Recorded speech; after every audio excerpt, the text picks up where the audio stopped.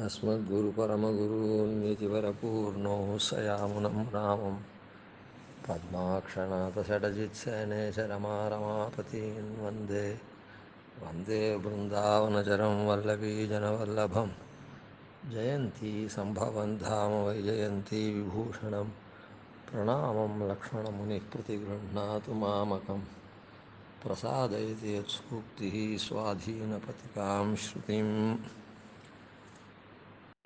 ஸ்ரீபாஷ்யக்காரருடைய 5 வார்த்தைகளில் 4வது வார்த்தையில் நாம் பிரபன்னனாக இருக்கவன் சாஸ்திரியமாக தான் வர்த்திக்கணும், அதுதான் ஸ்வரூபம். தேகத்துக்காகவோ ஆத்மாவுக்காகவோ நாம் ஒன்றும் பண்ண வேண்டியதில்லை. அது கர்மகிருதமாகவும் எம்பெருமானுடைய நாம் சரணாகதி பண்ணச்சே சங்கல்பிச்சானே அதுக்கு ஈடாகவும் தேகமோ ஆத்மாவோ அதனுடைய படிக்கு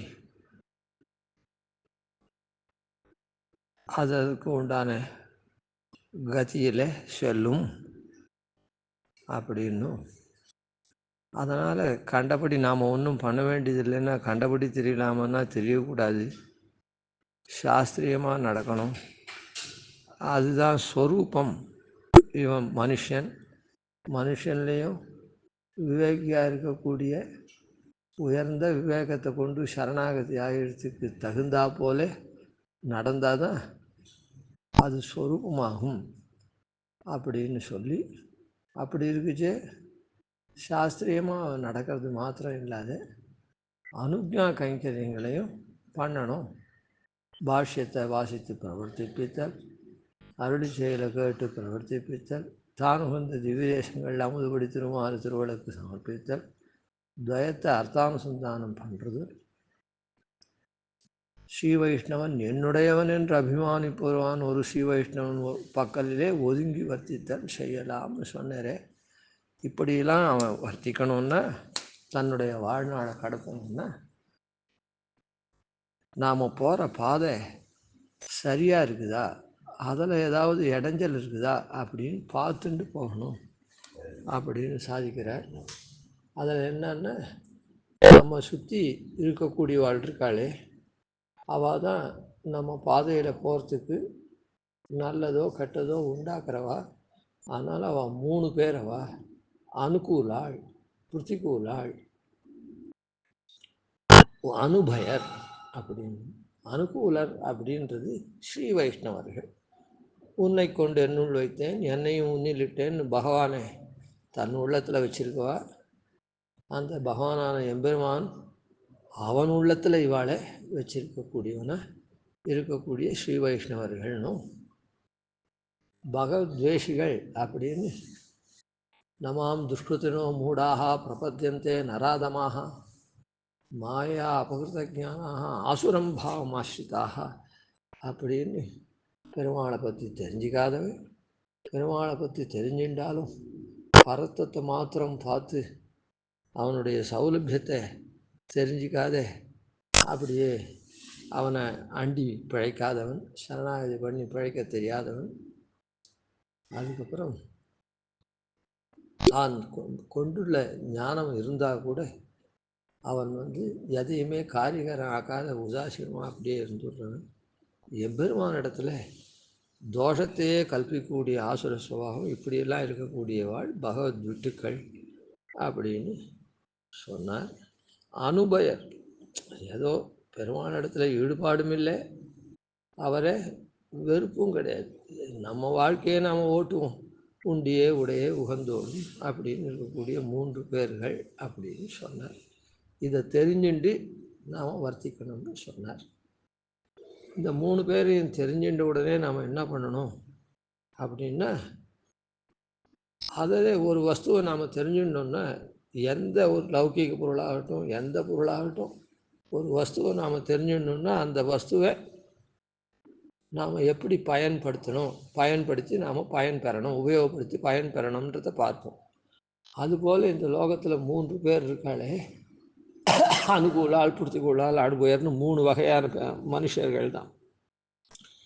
அப்போது இவாளை எப்படி நாம் உபயோகப்படுத்தி பயன் பெறணும்? அதாவது பயன் பெறுறதுன்னா நமக்கு சாதகமாக பயன் பெறுத்துக்கிறது, இல்லைன்னா விரோதம் இல்லாத அவளேருந்து ஒதுங்கி ஆபத்து இல்லாமல் வர்த்திக்கிறது. இப்படி தான் அதுவும் தான் பயன்.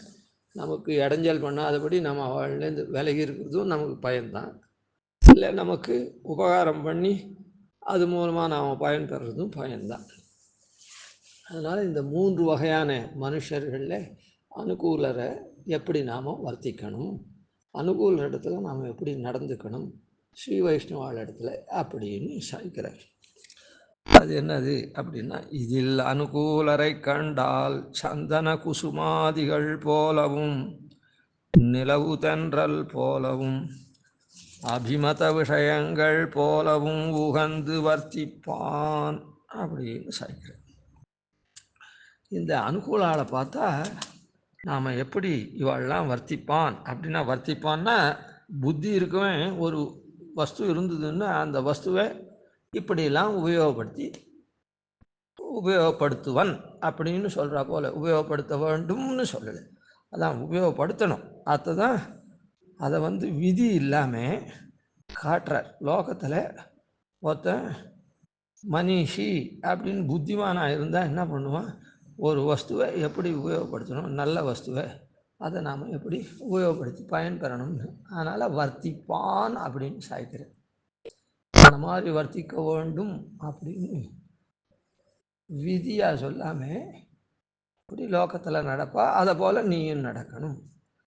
ஏன்னா இது முதல்ல சொன்னோம், பொதுவான உபதேசமாக பாஷ்யக்காரர் பண்ணுறார். அங்கே தன்னுடைய அந்திம திசையில் கிட்ட இருந்து வருந்தக்கூடிய தன்னுடைய சிஷ்யர்களுக்கு மாத்திரமன்றிக்கு கண்ணன் எப்படி அர்ஜுனனை முன்னிட்டு லோகத்துக்கெல்லாம் உபதேசம் பண்ணானோ, அதுபோல் பாஷ்யக்காரனும் தன்னுடைய கிட்ட இருக்க சந்நிகிதத்தில் இருக்கிற அந்த தன்னுடைய வியோகத்தை பொறுக்க ஒட்டாத பின்னாளில் பாஷ்யக்காரர் திருநாட்டுக்கு எழுதிட்டார்னா நம்ம என்ன பண்ணுறதுன்னு வருந்தி இருக்காளே, அப்படிப்பட்ட சிஷ்யாவை முன்னிட்டு லோகத்துக்கும் இதை பின்னால் வரக்கூடிய பிரபன்னாளுக்கும் இதை சொல்கிறார். அதனால் வர்த்திப்பான்னு சொல்கிறார். இதில் எப்படி அனுகூலால் பண்ணணும்னு சொன்னால் 3 விஷயமாக சாய்க்கிறார். சந்தன குசுமாதிகள் போலவும், சந்தனம் குசுமம், குசுமம்னா புஷ்பம் முதலிய வஸ்துக்கள் போல அப்படின்னு முதல்ல ஒன்று சொல்கிறார். நிலவு தென்றல் போலவும், 2வது சந்திரன் ஒளி வீசுறானே ராத்திரி வேளை, அந்த மாதிரியும் தென்றல் காற்று அடிக்கிறது வீசுறது அது போலவும், அப்படி 2வது அபிமத விஷயங்கள் போலவும், நமக்கு பிடித்த விஷயங்களாக இருக்குதே நம்ம இடத்துல, அதாவது கொண்ட நல்ல பதத்தால் மனை வாழ்வர் கொண்ட பெண்டிர் மக்களே அப்படின்னு ஆழ்வார் சாதித்தாரே, அதுபோல் நமக்கு உண்டான மனைவி மக்கள் அவள்லாம் அபிமதமாக இருக்கக்கூடிய மனைவி மக்கள்.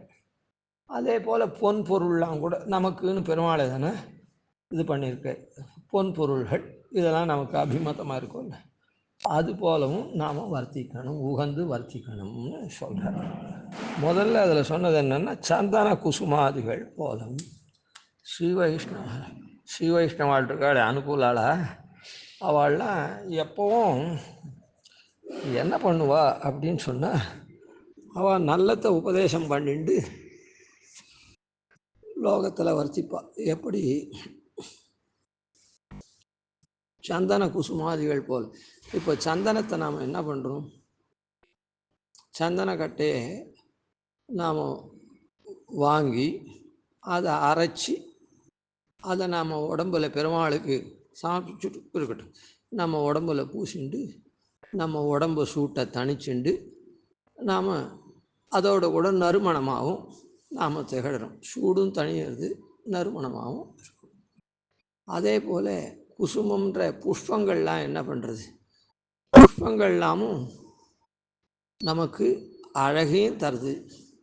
அந்த புஷ்பத்தை வாங்கி நம்ம சூட்டினோன்னா அழகையும் தருது, அதுக்கப்புறம் நறுமணத்தையும் தருது, அதோடு கூட நம்முடைய சில புஷ்பங்கள் அதனுடைய வாசனை அது இது அதை உபயோகப்படுத்துகிற விதத்தில் படிச்சினோன்னா நம்முடைய உடலில் இருக்கக்கூடிய தீமைகளையும் களையிறது. இப்படி இருக்குது. அதனால் இந்த ஸ்ரீ வைஷ்ணவாளாக இருக்கக்கூடிய பாகவதாள் இருக்காளே, இந்த பாகவதாள் தன்னுடைய ஞானத்தினாலே இதிகாச புராணாதிகள் இன்னும் மற்றுள்ள ஆழ்வார் திவ்ய சூக்திகள் இந்த மாதிரி இல்லை நீதி சாஸ்திரங்கள் இதெல்லாம் தன்னுடைய உபன்யாசாதிகள் மூலமாக அவள் லோகத்துக்கு உபயோகப்படுத்த யார் அவளை கொண்டு உபயோகப்படுத்திக்கிறாளோ அந்த இடத்துல எப்படி சந்தனத்தையும் குசுமத்தையும் நாம் போய் அதை அடைஞ்சி அதை அனுபவிக்கணும். அது நேரம் நம்மக்கிட்ட வந்து பண்ணுறதில்லை. அது இருக்கிற இடம் தேடி அதை நாம் பெற்று அப்புறம் அனுபவிக்கணும். அதுபோல் பாகவதாள்லாம் உபன்யாசாதிகள்லாம் அங்கங்கே அவள் பண்ணுறான்னா அவளை கூட்டோ இல்லை அவள் இருக்கிற இடத்துக்கு போய் நாடியோ நாம் பண்ணக்கூடியது. அதெல்லாம் என்ன பண்ணுறோம் அப்படின்னு சொன்னால் நம்முடைய முயற்சியினாலே நாம் போய் அடைஞ்சி இந்த காரியத்தை பண்ணுறோம், நாம் பயன்பெறணும். அதுபோல தான் பாகவதர். ஏன்னா ஆச்சாரிய பிராப்திக்கே 6 காரணங்கள் சொல்லச்சே கடைசி காரணமாக சம்பாஷணம், பாகவத சம்பாஷணத்தை சொல்கிறது. அத்வேஷம் ஆபிமுக்கியஞ்ச சாத்விகைஹி சம்பாஷணம் ஈஸ்வரஸ்ய சௌஹார்தம் யதிருச்சா சுகிருதம் ததா விஷ்ணோ கட்டாட்சம் அத்வேஷம் ஆபிமுக்கியம் ச சாத்விகைஹி சம்பாஷணம் ஷடேதானிஹி ஆச்சாரிய பிராப்தி ஏதவஹான்னு சொல்கிறோம். அதனால் ஆச்சாரியர்களுக்கு பிராப்தி அடையிறதுக்கு முன்னே நமக்கு நல்மார்க்கம் நல்லுபதேசங்கள்லாம் பண்ணக்கூடிய பொதுவான உபதேசங்கள்லாம் பண்ணி நம்முடைய பகவானிடத்தில் இருக்கக்கூடிய அந்த ஈடுபாட்டை வளர்க்கக்கூடியவாளாக இருக்கா. அதனால் இவாளெல்லாம் நாம் தான் முயற்சி கொண்டு தேடி சந்தனத்தையும் குசுமத்தையும் மலர்களையும் எப்படி நாம் நாடி பெற்று அதனால் இன்பத்தை துய்ப்போமோ அதுபோல் அவளை பண்ணணும் அப்படின்னு இது முதல்ல சொன்னது. பாகவதாள் இடத்துல நாம் போய் நாம் அவளுடைய உபதேசம் நமக்கு தான் ஆச்சாரிய பிராப்தியெல்லாம் ஆகி சமாஷம் பரநியாசமெல்லாம் பண்ணிட்டோமே அப்படின்னா கூட இது பின்னாளில் அது பகவத் அனுபவத்துக்கு உபயோகப்படும். அதான் கைங்கரிய கோட்டியில் அன்வயிப்பிக்கும் அத்தனைன்னு முதல்லே சொன்னாரோ. அதுபோல் இந்த மாதிரி நாம் கேட்குறது ஏதோ ஆச்சாரிய அனுகிரகத்தினால கேவலம் நமக்கு பிரபன்னாளாக நாம் ஆகிட்டா கூட அது எம்பெருமானுடைய அனுபவத்தை இங்கே இருந்த நாள் பண்ணுறதுக்கு இதெல்லாம் உதவுமானதுனால இந்த அனுகூலாளாக இருக்கக்கூடிய ஸ்ரீ வைஷ்ணவாள் 3 விதமாக அவளை நாம் உபயோகப்படுத்தணும்னு சொல்கிறாரே. அதில் முதல் விதத்தில் இந்த பாகவதாலெல்லாம் நாம் அவளிடத்தில் நல்வார்த்தைகள்லாம் கேட்கக்கூடிய விஷயத்தை சொல்கிறார். சந்தன குசுமாதிகளை போலவும் அப்படின்னு. 2வது என்ன சொல்கிறார் அப்படின்னா நிலவு தென்றல் போலவும். நிலவுலாம் அது நம்ம இடத்துக்கே வந்து உபகாரம் பண்ணுறது. அது குடிசையில் இருக்கணும்னா இருந்தாலும் மாட மாளிகையில் இருக்கணும்னா இருந்தாலும் நிலவு பொதுவாக எல்லாருக்கும் சமமாக காயுது. சந்தன குசுமங்கள்லாம் அப்படி இல்லை. யார் பிரயத்தனப்பட்டு அதுக்கு உண்டானபடி முயற்சி செய்கிறாளோ, ஒரு பாகவதாளத்தில் உபன்யாசாதிகள் கேட்கணும்னா அவளை போய் நாம் பிரார்த்தித்து ஏதோ எதனா சமர்ப்பிக்கணுமா இருந்தால் சமர்ப்பித்து அப்படிலாம் கேட்கக்கூடியது. சந்தன கட்டை வாங்குறதோ புஷ்பத்தை பறிச்சுட்டு வர்றதோ அதெல்லாம் விலை கொடுத்து வாங்குறதோ அதெல்லாம் இருக்கும். அதை போல் இது விஷயம். ஆனால் நிலவு தென்றல் போல் சில பேர் இருக்கா அனுகூலாளில் ஸ்ரீ வைஷ்ணவாளில். அந்த நிலவுன்றது எப்படின்னா அது தானே காய்ஞ்சுட்டே இருக்கும். நிலவு அது அந்த நிலவை நாம் எப்படி பயன்படுத்திக்கணும்? நிலவு காஞ்சதுன்னா நம்ம வீட்டு உள்ளே அடைஞ்சிக்காமல் நாம் வெளியில் இருந்துட்டோம்னாலே போதும். வீட்டு உள்ளே முற்றங்கள் இருந்ததுன்னா அந்த முற்றத்தில் நாம் வீட்டு உள்ளே உட்காந்தாலே அது நமக்கு ஒளியை வீசி அதனுடைய சீத்த கிரணங்கள்னால நமக்கு ஆஹ்லாதகரமாக நமக்கு விரும்பக்கூடிய வகையில் நமக்கு அது உபயோகமாக இருக்கும். அதே மாதிரி தென்றல் காற்றும் பொதுவாக எல்லாருக்குமா பொதுவாக வீசும். அப்படி பொதுவாக வீசச்சே அந்த தென்றல் காற்றாகப்பட்டது நாம் அடைச்சிண்டு கதவை அடைச்சிண்டு உள்ளுக்குள்ளே உட்காந்துட்டு இருந்தால் தான் நமக்கு பயன்படாதே தவிர நாம் அந்த காற்றை பெறணும் அப்படின்னு சொன்னால் எந்த வித முயற்சியும் வேணாம். நாம் உட்கார்ந்த இடத்துலையே நமக்கு அது வரும். நிலவாக இருந்தாலும் சரி தென்றலாக இருந்தாலும் நாம் இருக்கிற இடம் தேடி வருது. அதை நாம் தடுக்காமல் இருந்து அதை நாம் உபயோகப்படுத்தினா போதும். எந்த வித முயற்சியும் வேண்டாம். நான் வெயிலில் வெயிலாக இருக்குதுன்னு நான் உள்ளுக்குள்ளே நாம் இருக்கோமே வெயில் படாத ஆன மாதிரி இல்லாமல் அது படக்கூடிய இடத்துல வாசத்தெண்ணையிலையோ இல்லை முற்றத்துலேயோ நாம் உட்காந்தாலே போகும். அது தானாக நமக்கு பயன்பெறும். அதாவது அதனுடைய சம்பந்தத்தை மாத்திரம் கொண்டா போகும். அந்த சம்பந்தத்துக்கு எந்த முயற்சியும் வேண்டாம். அது கதவை தட்டி நமக்கு இருக்குது அப்படின்னு சொல்கிறா போல். அதனால் இவாள்லாம் யார் அப்படின்னு சொன்னால் கிருபா மாத்திர பிரசன்னாச்சாரியாள் அப்படின்னு அர்த்தம். இப்போ உதாரணத்துக்கு நிருசிம்மனுடைய திவ்யாக்ஞையினால் ஹரிசங்கர்கள் என்ன பண்ணுறா, கிராமே கிராமே சகத்வா அப்படின்னு ஹரிசங்கர் ஊராக சந்நியாசாசிரமத்துக்கு உண்டான தர்மம் கிராமிக ராத்திரமாக சஞ்சாரம் பண்ணணுன்றது மாத்திரம் இல்லை. அவள் ஏதோ தன்னுடைய வாழ்க்கையை நடத்துறதுக்காக பகவத் தியான பராளாக இருந்துட்டு எங்கே பிக்ஷை கொடுப்பாளோ அப்படி ஒவ்வொரு ஊராக போகிறான்னு அப்படி இல்லை. கிராமிக ராத்திரமாக பெருமாளோட நாம் யாரை பற்றணுமோ உபாயமாக பற்றணுமோ அந்த பெருமாளோட கூடவும் நாம் யாரை போய் அடைய போகிறோமே அப்படிப்பட்ட உபாயமாக இருக்கக்கூடிய அந்த பெருமாளை எடுத்துட்டு பெருமாளுடைய நியமனத்தினால ஊராக நம்ம தேடி கிராமமாக வர நாம் பண்ண வேண்டியது என்ன, அப்படி வரச்சே அந்த ஆச்சாரியனை நாம் ஆசிரியக்கணும், சேவிக்கணும், அவ்வளோதான். அவள் என்ன பண்ணுறா, கிருபையா நிஸ்பிருகோ வதேத் அப்படின்னு எந்த விதமான எதையும் எதிர்பார்ப்பும் இல்லாமல் நம்ம இடத்துல கிருபை கொண்டு கருணை கொண்டு மாத்திரம் இல்லை, இவனுக்கு நாம் பரநியாசாதிகள் பண்ணி வச்சோன்னா நமக்கு பெருமை வரும், இல்லை இவன் சம்பாவனை பண்ணுவான், இல்லை இவன் மூலமாக 10 பேர் நமக்கு சிஷ்யாள் வருவா அப்படின்லாம் எதையும் எதிர்பார்க்காம நிஸ்பிருக்கா பெருமாள் திருவடியில் நம்ம சேர்ப்பிச்சு வைக்கிறோம். எப்படி நிலவு தென்றல்லாம் நம்ம வீட்டு கதவை தட்டி அது பாட்டுக்கு நமக்கு இது பண்ணுறது, அதை நாம் எப்படி அனுபவிக்கிறாளோ லோகத்தில், அந்த மாதிரி கிருபா மாத்திர பிரசன்னராக இப்போது அதே மாதிரி தான் மற்ற ஆச்சாரியர்களும் அங்கங்கே அவள் சஞ்சாரம் பண்ணி சிஷ்யோஜீவனும் பண்ணுறாள். அதில் பிரதானமாக இப்போது நம்முடைய சன்னதியில் பெருமாளுடைய நியமனத்தினால இந்த ஐஷங்கர்கள் எழுதி நமக்கு ஆச்சாரிய ஸ்தானம் வகித்து நம்ம சிஷ்யராக கை கொண்டு நல்வழிப்படுத்துகிறாளே. அதுபோல் அதாவது நிலவுன்னு சொன்னதுனால பொருள் ஓரளவுக்கு நிலவில் பிரகாசப்படும், புலப்படும். நமக்கு சூரியனால் புலப்படும் பொருள், ஆனால் அது சுட்டெரிக்கும். அப்படி இல்லாமல் திட்டமான வகையில், அதாவது சூரியனால் பொருள் புலப்படச்சே நன்னா புலப்படும், ஆனால் அது சுட்டெரிக்கும். அந்த மாதிரி இல்லாத எம்பெருமானை பற்றி நாம் நன்னா தெரிஞ்சுக்கணும், திட்டமாக தெரிஞ்சுக்கிற மாதிரி. ஏன்னா ஒரே வாக்க எல்லாருக்கும் எல்லாத்தையும் தெரிஞ்சிக்க முடியாது. அதனால் எவ்வளவு நமக்கு தெரியணுமோ அந்த அளவில் எம்பெருமானை அவ்வளோ சுலபனாக இருக்கக்கூடிய எம்பெருமான்னு தெரிவித்து அவனை பற்றும்படியாக பண்ணுறதுனால நிலவு போல் நம்முடைய ஆஹ்லாதகரமாக விரும்பும் வகையில் இருக்கா. இல்லைன்னா பெருமாள் கர்மாராத்யன் அப்படின்னு முதலடிக்கிச்சே சொல்லிவிட்டா கர்மானாலே நமக்கு வேப்பங்காயாக கசக்கும், அது ரொம்ப கஷ்டமான காரியம்.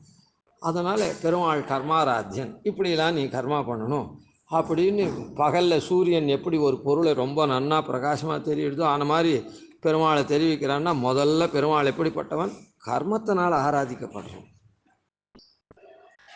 பூர்வ காண்டத்தினால மொத்தம் பெருமாளை ஆராதிக்கிறது தான் சொல்கிறது. அது அப்படின்னு சொல்ல ஆரம்பிச்சுட்டா கீதையில் கண்ணன் 18 அத்தியாயத்தில் அந்த நாம் கொண்டிருக்க வேண்டிய குணங்கள் என்ன, கர்மயோகம் என்ன, ஞான யோகம் என்ன, பக்தி யோகம் என்ன, இல்லை அதெல்லாம் எப்படி சாத்திய கர்மாவாகும், எது ராஜச கர்மாவாகும், எது சாமச கர்மாவாகும், இப்படின்லாம் பொருளை புலப்படுத்த ஆரம்பித்தான்னா ஒன்றுமே இப்போ நாம் பண்ண மாட்டோம்.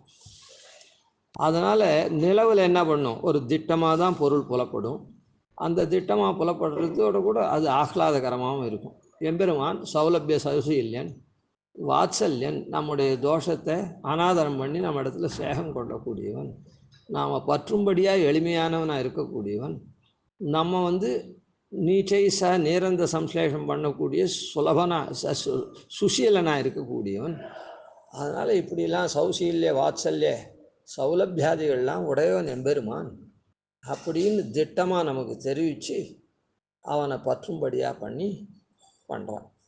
அது தென்றல் காற்று எப்படி நமக்கு இனிமையாக அது நம்ம இந்த வருடுறதோ நமக்கு ஒரு அதே வாடை காற்றுன்னா நம்ம வறட்சி எடுக்கும். அப்படி இல்லாமல் மென்மையாக வருடுறதோ அதுபோல் இந்த ஆச்சாரிய ஸ்ரீசூக்தி அவ்வளோ நமக்கு மென்மையாக இருக்கும். அதுதான் இந்த இடத்துல அந்த கிருபா மாத்திர பிரசன்னாச்சாரியாலாக நம்ம இடத்துல நம்ம உய்விக்கிறாளே, பொருளை புலப்படுத்தி அந்த பொருளை பற்றும்படி பண்ணி நாம் மென்மையாக இருக்கும்படியாக நம்ம பண்ணுறாளே, அதை இந்த இடத்துல ரெண்டாவதாக சொன்னேன். அனுகூலால கண்டா சந்தன குசுமாதிகள் போலவும் நிலவு தென்றல் போலவும் அப்படின்னு சாதிச்சார். அதுக்கப்புறம் மூன்றாவது அபிமத விஷயங்கள் போலவும் அப்படின்னு சாதிச்சார்.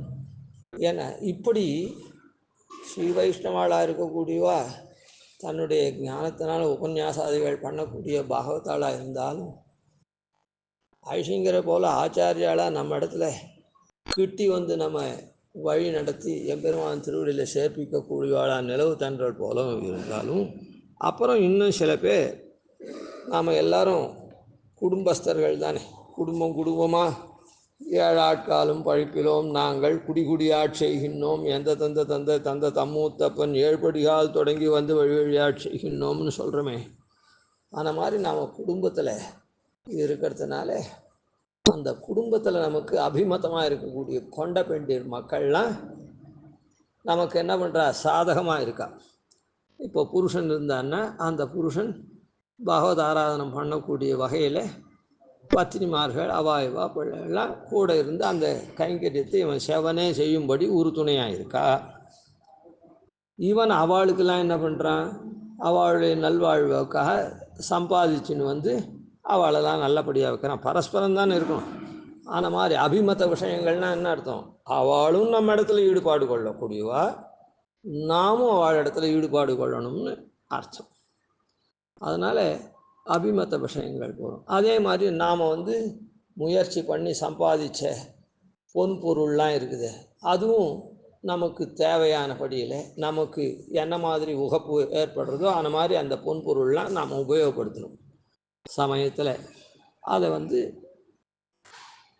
ஆடை அணிகள்னா பண்ணுறோம், இல்லை ஏதோ நாம் கேளிக்கையில் ஈடுபடுறோம்னா கூட அதுக்கு அந்த பொருள்லாம் உபயோகப்படுறது, இப்படியெல்லாம் இருக்குது. அபிமத விஷயங்கள் எப்படியோ அதை போல் இந்த கொண்ட பெண்டீர் மக்கள் பொன்பொருள்கள்லாம் நாம் உபயோகப்படுத்தி அதனால தான் மாம் மதியஞ்ச நிகிலம் சேத்தனாத்மகம் ஸ்வகைங்கரியோபகரணம் வரதா ஸ்ரீகுரு ஸ்வயம் அப்படின்னு சாதிச்சிருக்கார்.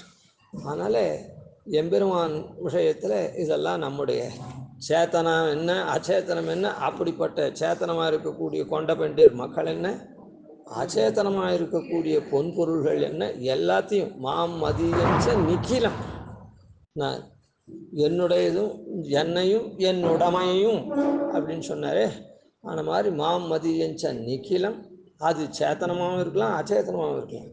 சேத்தனாத்மகம் ஸ்வகைங்கரியோபகரணம், உன்னுடைய கைங்கரியத்துக்கு உபயோகப்படும். அப்படி அந்த அபிமத விஷயங்கள் போலவும் இந்த அனுகூலால 3 விதமாக, அனுகூலரையே 3 விதமாக நாம் அன்வர்த்திச்சு வர்த்திக்கணும்னு சொல்கிறத காண்பிக்கிறேன். அதனால் பொதுவாக பாகவதாள், விசேஷித்து ஆச்சாரியாள், அதுக்கப்புறம் நம்முடைய உடனிருந்து நமக்கு பண்றாளி அப்படிப்பட்ட கொண்டபெண்டிர் மக்கள், அதோடு கூடிய அச்சேதனமான பொன் பொருள்கள், இதெல்லாம் அபிமதவங்கள் போலவும் உகந்து வர்த்திப்பான். இந்த இதில் எல்லாமே உகப்ப தரக்கூடியது தான். சந்தன குசுமமும் அது போல் இருக்கக்கூடிய பாகவதாள் உபன்யாசாதிகள் மூலமாக அவளுடைய நமக்கு அனுகிரகம் பண்ணுறது மூலமாக அவளிடத்தில் நாம் உகந்து தான் இருப்போம். கேட்கவே வேண்டாம், ஆச்சாரியால் நமக்கு இந்த மாதிரி எளிமையான மார்க்கத்தில் பெருமாளை காண்பிக்கிறதுனால நாம் உகந்து தான் வர்த்திப்போம். அதுபோல் கொண்ட பெண்டிர்லாம் நம்முடைய கிரகத்தில் திருவாராதனாதி எல்லாம் பண்ணுறதுக்கு எல்லா நற்காரியங்களும் பண்ணுறதுக்கும் இருக்கிறதுனால அவள் இடத்துலையும் உகந்து தான் வர்த்திப்போம். அதனால் உகந்து வர்த்திப்பான் அனுகூலாக்கண்டா அப்படின்னு 3 விதமாக இருக்கா அனுகூலால். அதை நம்ம 3 விதமான உதாரணத்தை கொண்டு சாதித்த மேலே நான் பார்க்கணும். கவிதார்க்கிக சிம்ஹாய கல்யாண குணசாலினே ஸ்ரீமதே வெங்கடேஷாய வேதாந்த குரவே நமः. ஆதிவன்கடகோபாதீன் யதிவர்யான் பஜேனிஷம் ஸ்ரீரங்கபூருஷர்ஜித்யதீசானபதாஸ்ரீயம் ஸ்ரீவத்சவம் சுதலகம் வந்தே ஸ்ரீகிருஷ்ணதேசிகம்.